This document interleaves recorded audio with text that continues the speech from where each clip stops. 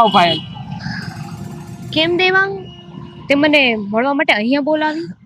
જો પાયલ, હું તને એક વાત કરવા માંગુ છું. હા બોલ ને દેવાંગ, શું કહેવું છે?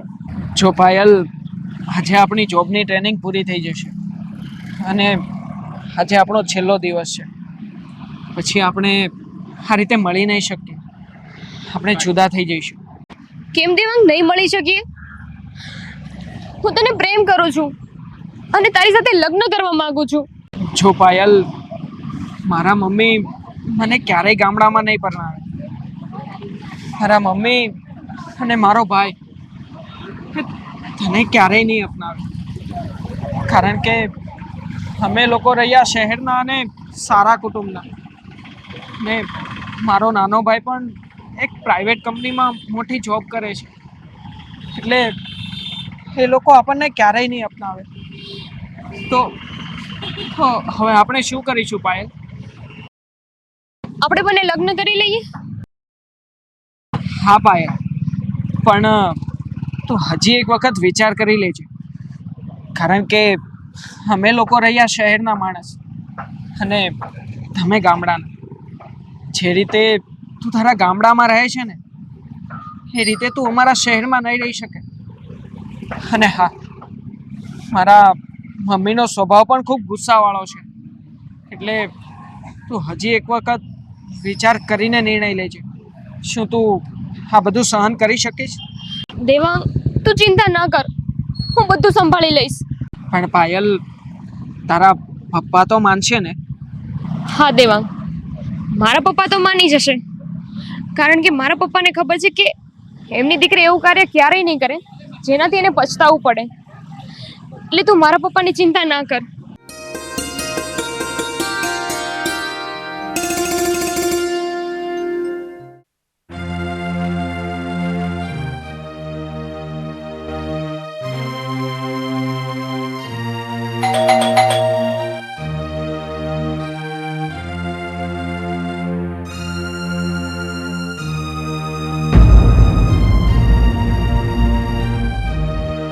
દેવાંગ, હા બધું શું છે?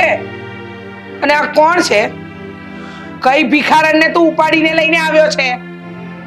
મમ્મી, આ પાયલ છે અને મેં એની સાથે લગ્ન કરી લીધા છે. આજથી એ આપણા ઘરની વહુ છે.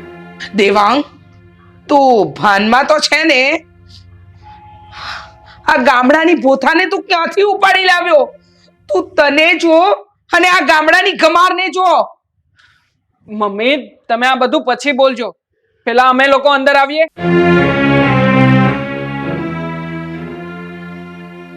આવો મહારાણી. હા બધું શું છે મમ્મી? બેટા, દેખાતું નથી? જો ને, હા તારો ભાઈ ગામડાની ગોરી લઈ આવ્યો. એને શહેરની કોઈ છોકરી તો મળી નહીં, એટલે આ ગામડાના પોથાને ઉપાડીને લઈ આવ્યો. મમ્મી, મને તો શરમ આવે છે આને જોઈને. ગામડાની ગવર આપણા ઘરમાં આવી. આ તો છે ને આપણા ઘરની આબરૂ ઉતારે ને એમાંની છે. આને જોઈને લોકો શું વિચારશે? મમ્મી, મારે તો છે ને બાર મોઢું બતાવવા જેવું નહીં રે, હાલવા જેવું નહીં રે. બસ હવે, બહુ થયું તમારા મા દીકરાનું. હું આની આગળ એક શબ્દ પણ નહીં સાંભળી લઉં. ચાલ પાયલ.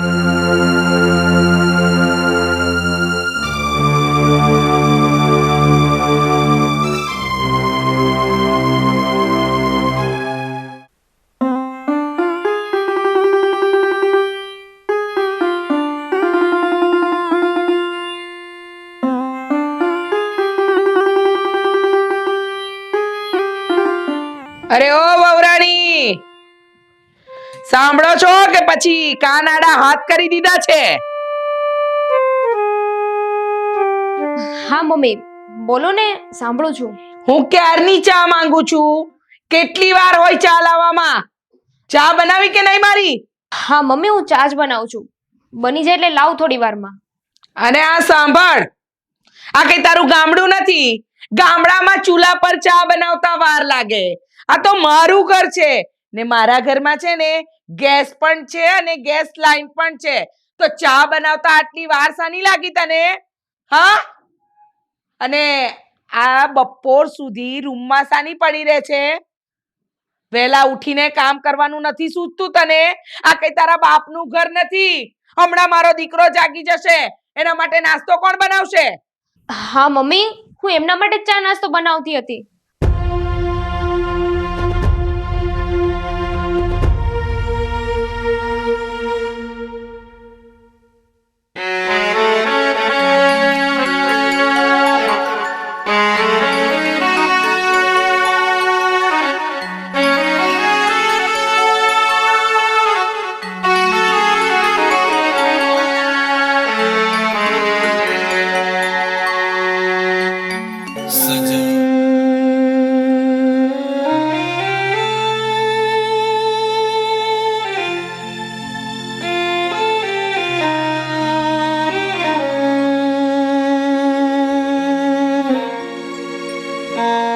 હાલો મમ્મી, મેં ચા બનાવી નાખી છે. જલ્દી જલ્દી બનાવી નાખી છે અને રાહુલભાઈ માટે નાસ્તો પણ તૈયાર કરી દીધો છે. હવે જા ને. અમારી સામે ઊભી શું છે? આ કપડાનો ઢગલો પડ્યો, એ કોણ ધોશે? કપડા ધોઈ નાખ. સવાર સવારમાં મારી સામે બડબડ કર્યા સિવાય બીજા કોઈ કામ ધંધા નથી. કોણ જાણે કોનું મોઢું જોઈ લીધું. ઓ, આ ડાચું ફાડીને મારી સામે શું કામ ઊભી છે? કહ્યું ને કપડા ધોઈ નાખ. આ કોક આવશે ને તો મારું નાક કપાશે કે ઘરમાં વહુ તો આવી ગઈ પણ બધાય કામ એમના એમ પડ્યા છે. ચાલ જા હવે. મમ્મી, હું બધું જ કામ કરું છું, તેમ છતાં તમે મને સવાર સવારમાં ટકટક કરો છો. તમે મને જેમ કામ કહો એવી રીતે હું કરું છું ને, તો પણ તમે મને બોલ બોલ કરો છો. સારું, હું જાઉં છું કપડાં ધોવા.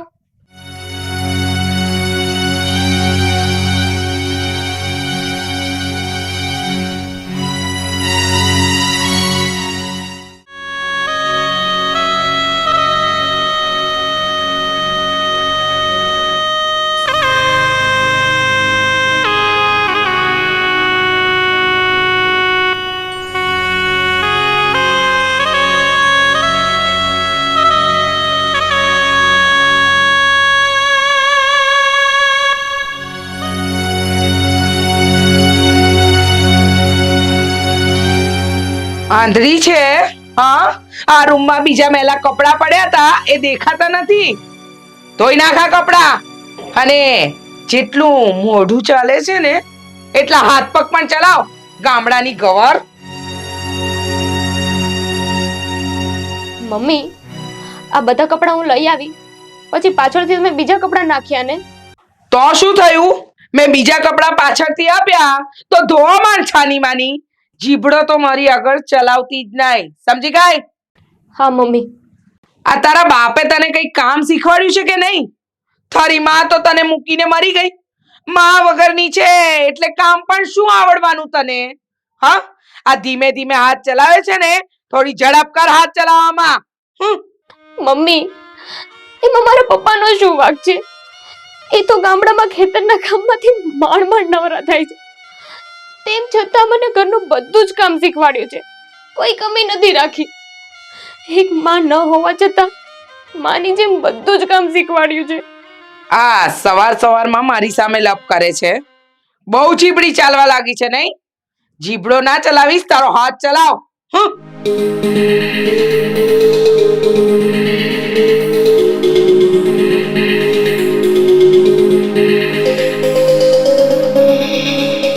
હરે કૃષ્ણ મમ્મી. હરે કૃષ્ણ. બસ બેટા. ઓ મહારાણી, આ કપડા પડતા મૂકો ને પહેલા મારા દીકરા માટે છે ને ચા નાસ્તો લાવો. હા મમ્મી.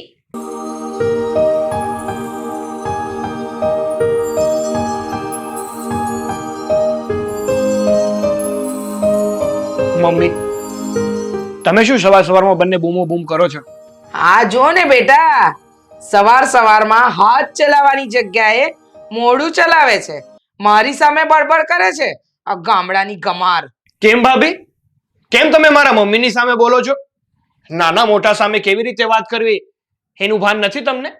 તમારા મમ્મી પપ્પાએ સંસ્કાર નથી આપ્યા તમને? પણ રાહુલભાઈ, મેં કઈ કર્યું જ નથી. હું શાંતિથી કપડાં ધોઉં છું ને એમાં એમને એમ બોલવા લાગ્યા. રેવા દો ભાભી, રેવા દો. આ બધા છે ને તમારા રોજના નાટક છે. મારા ભાઈના નસીબ ફૂટલા કે ગામડાની ગવારને અહીંયા લઈ આવ્યા. મમ્મી, હા તમને આ ગામડાનું ભોઠું અહીં ક્યાંથી ભટકાઈ ગયું? ચાલો હવે મારે ઓફિસે જવાનું મોડું થાય છે, હું નીકળું. અરે બેટા પણ નાસ્તો તો કરતો જા. નથી કરવો મારે નાસ્તો. હા, અમુક લોકોના ડાચા જોઉં છું ને તો મારી ભૂખ મરી જાય છે. ચાલો મમ્મી, હું ઓફિસે નીકળું. હરે કૃષ્ણ. હરે કૃષ્ણ. જોયું, આ તારા લીધે આજે મારો દીકરો ઓફિસે ભૂખ્યો ગયો. હવે ઊભી ઊભી તારું ડાચું મને શું બતાવે છે? જા પેલા કપડા પડ્યા છે ને ધોઈ નાખ.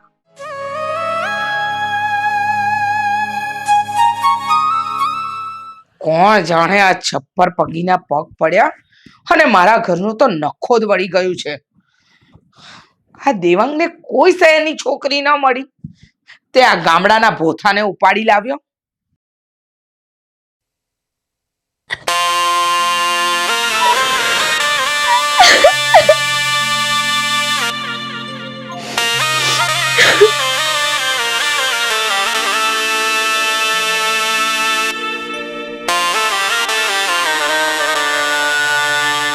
પાયલ, શું થયું? તું તું આમ રડે છે કેમ? દેવાંગ, હું ગામડાની છું તો શું થઈ ગયું? હું આગળનું બધું જ કામ કરું છું ને, તમારું, મમ્મીનું, ભાઈનું, બધાનું જ ધ્યાન રાખું છું. તેમ છતાં ભાઈ અને મમ્મી મને બોલ્યા કરે છે. પાયલ, તું તો બધાનું બહુ જ ધ્યાન રાખે છે, પણ થયું છે શું? દેવાંગ, મમ્મી રોજ ને રોજ મને ટોક્યા કરે છે.